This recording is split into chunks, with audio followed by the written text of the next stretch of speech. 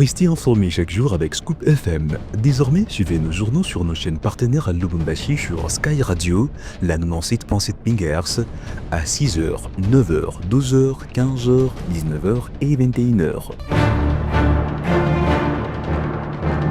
Suivez-nous également sur la radio communautaire Moïseni chaque jour à 9h05, 10h03 et 21h juste. Le journal du Scoop FM passe aussi sur Kipushi 24 Radio à 8h30, 12h30, 16h juste, 18h30 et 21h30. Retrouvez-nous également sur Vox Congo. Téléchargez dès maintenant l'application Vox Congo pour rester informé en temps réel.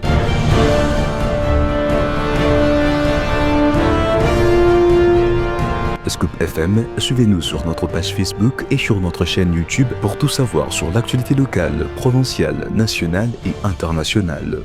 Scoop FM, la neutralité réelle. La neutralité réelle.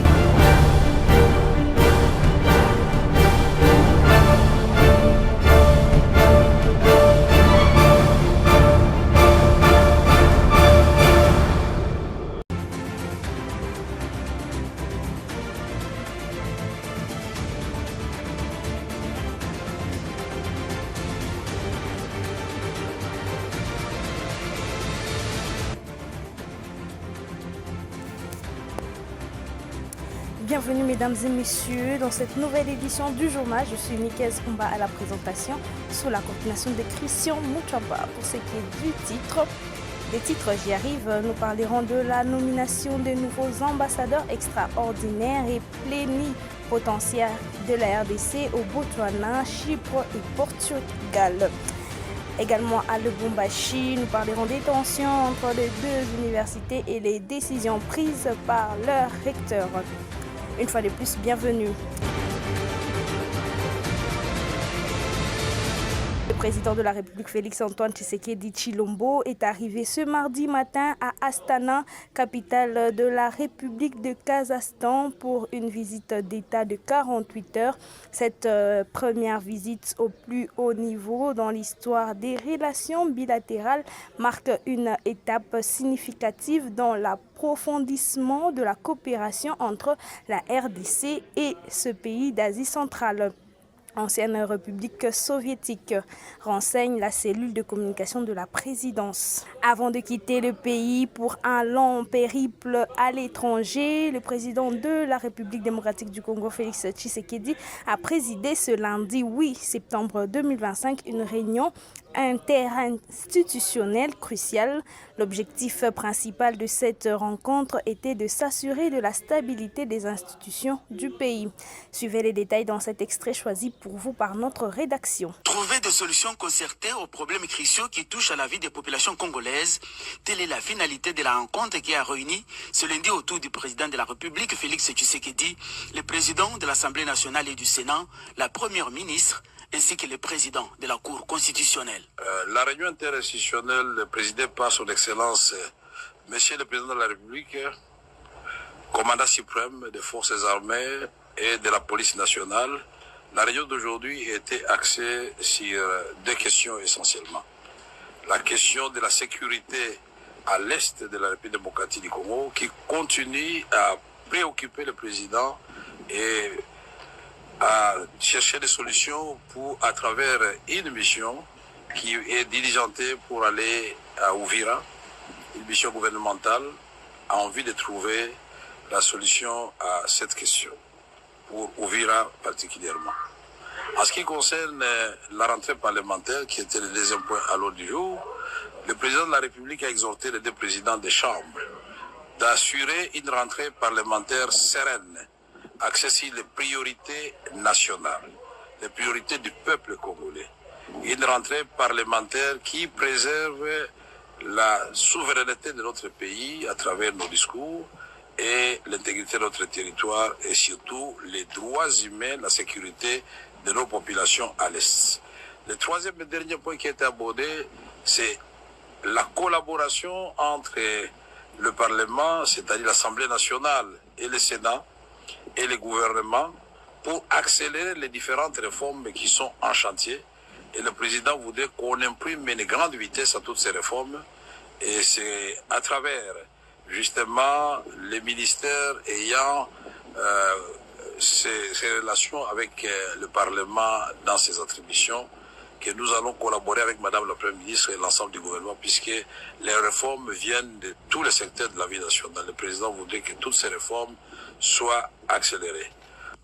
Il convient de retenir que le président Félix Antoine Tshisekedi veut que le Parlement travaille en parfaite collaboration avec les gouvernements pour faire triompher la cause du pays. Encore le président de la République, Félix Tshisekedi, a signé de nouvelles ordonnances présidentielles qui ont été élues le lundi 8 septembre 2025 à la radio-télévision nationale congolaise. Il s'agit du Botswana, Mutombo Kambila Patrick, Chypre, Micheline Matadi Mulenda Mukaji, Portugal, Chiala Chisuku Fani. Cette ordonnance entre en vigueur après sa publication et sa lecture à la chaîne nationale.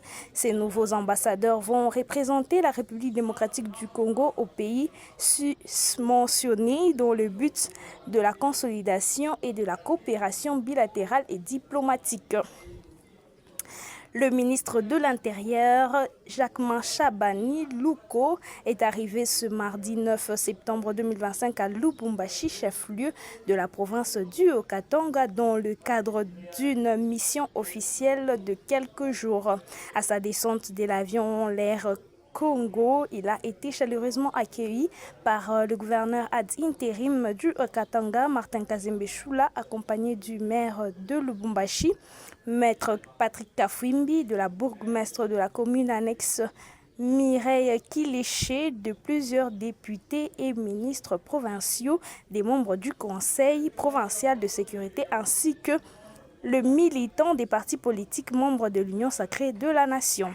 Cette visite s'inscrit dans une dynamique de renforcement des liens institutionnels entre le ministère de l'Intérieur et des autorités provinciales du Haut-Katanga dans le contexte de gouvernance, de sécurité et de décentralisation. En agriculture, la RDC, première productrice mondiale du cacao d'ici 5 ans, ambition affichée par le ministre de l'Agriculture Muhindo Zangui.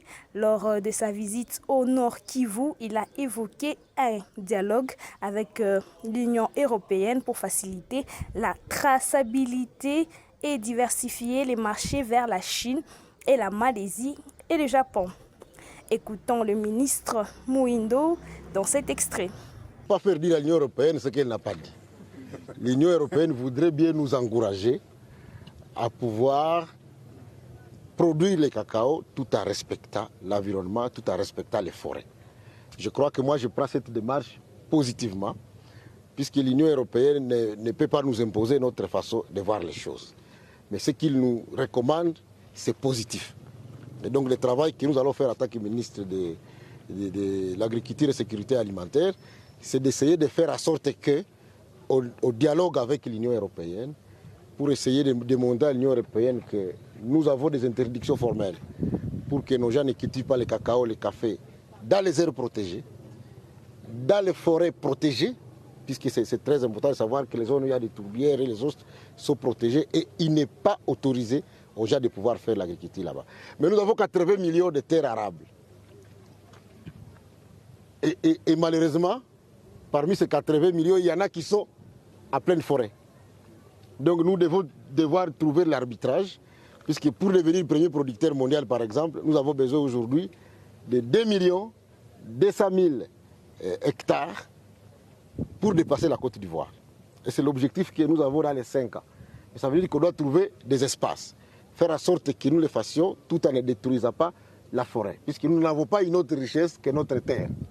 Donc nous devons exploiter notre terre. Je voudrais bien vous dire que nous avons déjà discuté avec les opérateurs économiques pour que le travail de localisation des polygones dans les champs de paysans continue.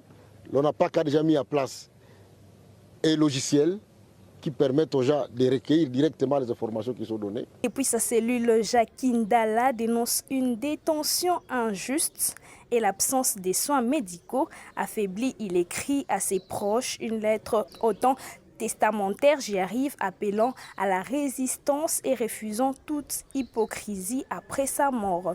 Fatou Nyembo nous en dit plus. Jacquin Dalla, ancien cadre de l'Ensemble pour la République, a adressé une lettre émouvante depuis sa cellule où il dénonce une détention qu'il qualifie d'injuste et accuse les autorités de les priver de soins médicaux appropriés. Affaibli après 3 mois de souffrance, il exprime son désespoir et se dit prêt à faire face à une issue fatale.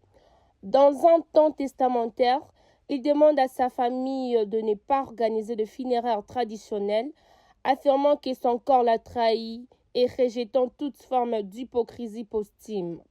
Il adresse également un message fort à ses enfants, son épouse et sa mère, les exhortant à rester dignes malgré les circonstances.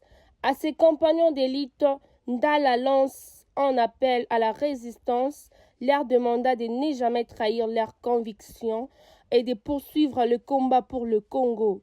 Il conclut sa lettre par un message de foi en l'avenir, que le Congo vive à jamais, même dans l'au-delà.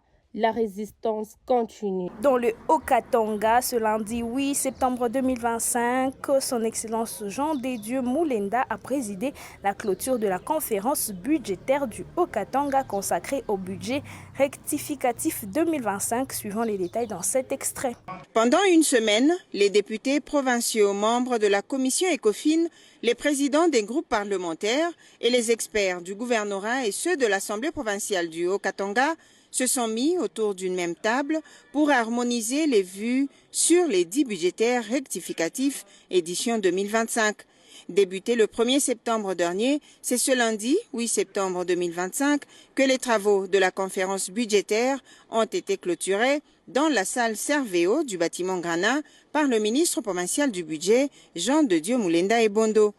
Le ministre provincial du budget et président de la coordination a remercié le gouverneur intérimaire Martin Kazembe Choula et le président de l'Assemblée provinciale du Haut-Katanga, Michel Kabwe-Mwamba, pour avoir accepté la tenue de ces travaux et tous les intervenants et participants pour leur disponibilité. C'était avant de clore officiellement les travaux. Notre souhait est de ne pas voir ces flambeaux que vient d'allumer notre président de l'Assemblée provinciale du Haut-Katanga, honorable Michel Kabwe, et son Excellence, Monsieur le gouverneur de province ad intérim, Martin Kazembe Choula, s'éteindre afin de travailler toujours ensemble en conférence budgétaire et très prochainement, nous voulons être également ensemble en conférence budgétaire pour l'élaboration du projet des 10 budgétaires de l'exercice 2026.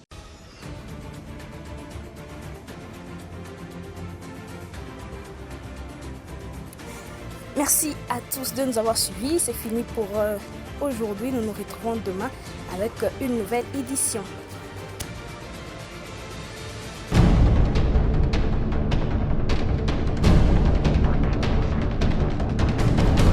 Restez informés chaque jour avec Scoop FM. Désormais, suivez nos journaux sur nos chaînes partenaires à Lubumbashi sur Sky Radio, la 97.7 MHz, à 6h, 9h, 12h, 15h, 19h et 21h.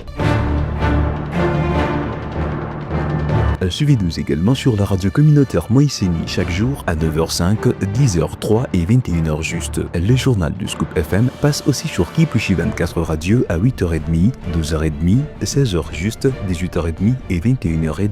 Retrouvez-nous également sur Vox Congo. Téléchargez dès maintenant l'application Vox Congo pour rester informé en temps réel.